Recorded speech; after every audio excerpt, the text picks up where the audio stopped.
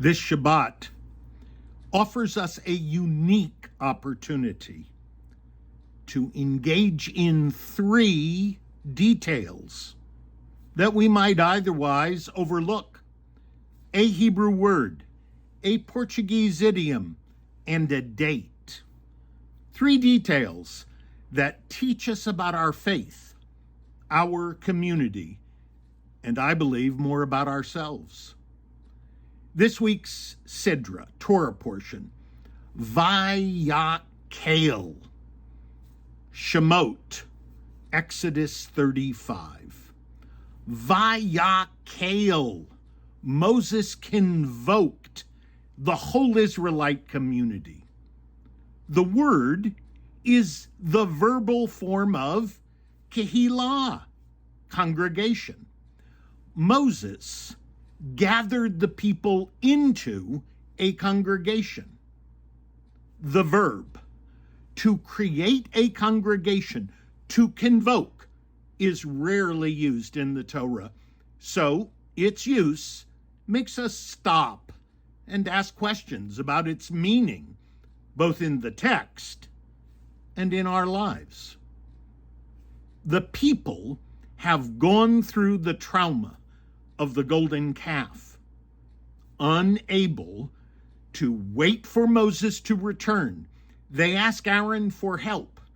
Using the jewelry they brought from Egypt, they melt it down to build an idol.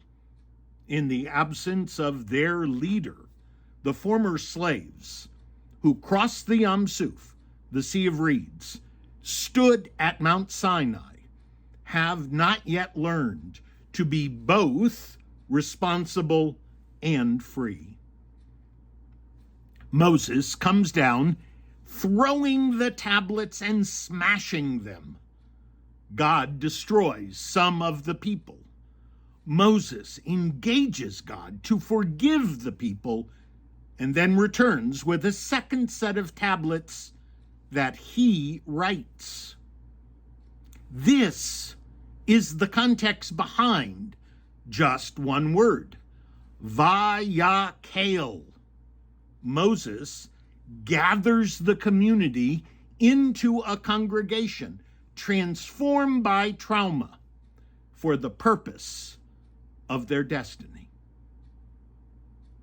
How do you convoke a community, create a kehilah from just a group of people? First, it requires a leader who understands that community, understands its limits and its potential. Neither Moses nor the people are the same after the golden calf. Everyone has changed. As our Sidra begins, the people, the community, is ready, more spiritually mature, to be gathered into a congregation, gathered for a sacred purpose in which they are now willing to participate. You cannot gather a people against its will without their complete awareness to be a congregation. We understand that in our lives, after more than 2 years of COVID, of having to become a digital congregation, opening, closing, trying to find meaning outside our synagogue, watching services, funerals, bar, bat mitzvahs, even weddings on our computers, our phones, our iPads. We also understand that being a congregation requires our participation, our full agreement that this new digital community that has been gathered for a sacred purpose. We are scattered outside our congregation, but surely those who have chosen to join now experience Facebook and YouTube as the digital process of convoking, gathering people into a congregation. Right now, we understand this ancient Hebrew word, vayakel.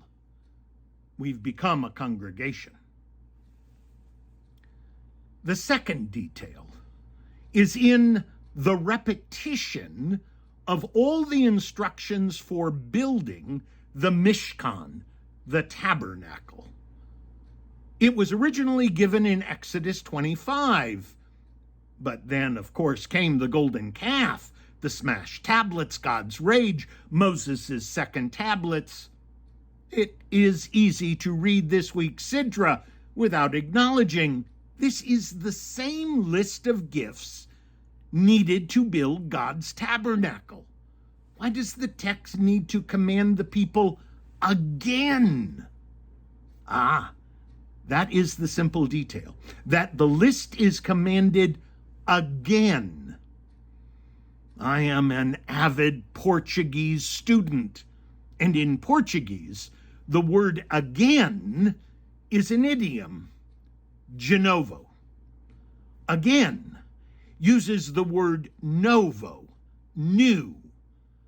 Again is not merely repeated or another, but new, different. When we are doing anything again, de novo, we are new. The experience is new. Whatever is being repeated is not the same. When the first list for the tabernacle was commanded, the Israelites were a different people, not yet tested by their own behavior, not yet transformed by their own sin.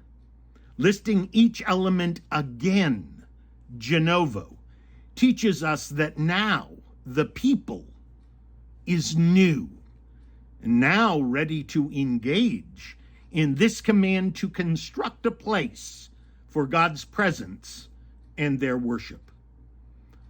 The Greek philosopher Heraclitus teaches, no man ever steps in the same river twice, for it's not the same river, and he's not the same man.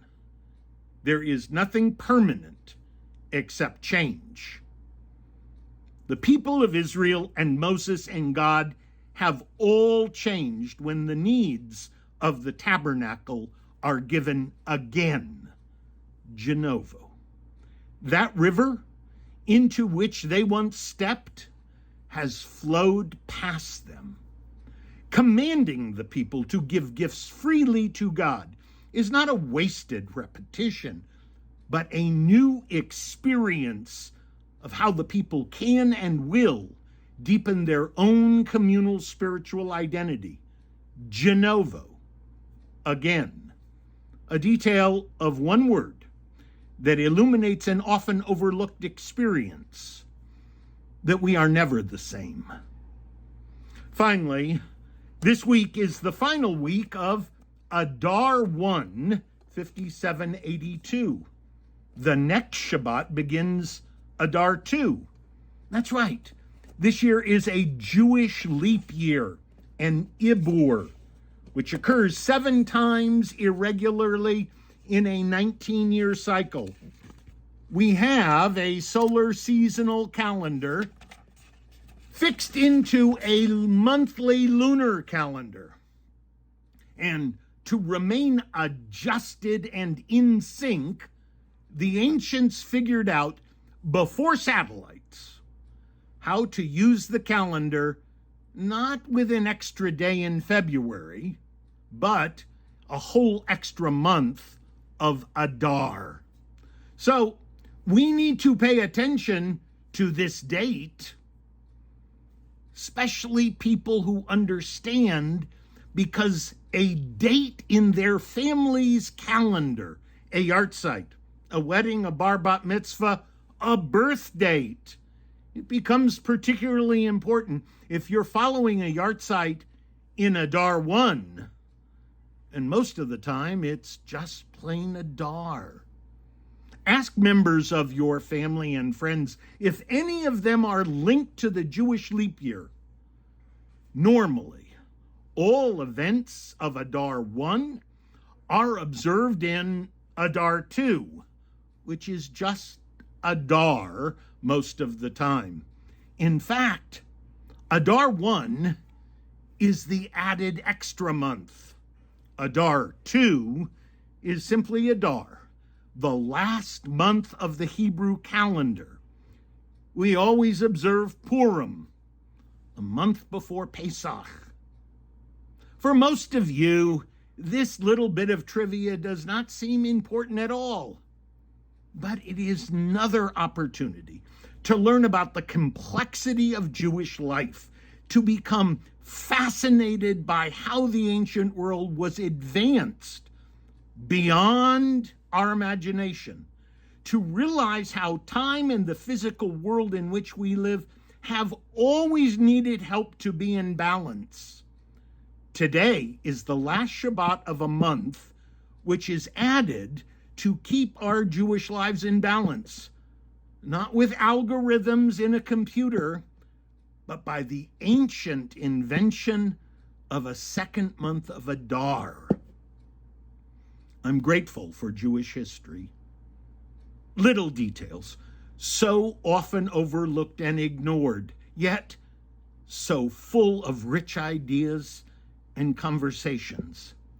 Blessed is every opportunity to stop, read, listen, and reflect on the wonder of Jewish life and of just being Jewish. Shabbat Shalom.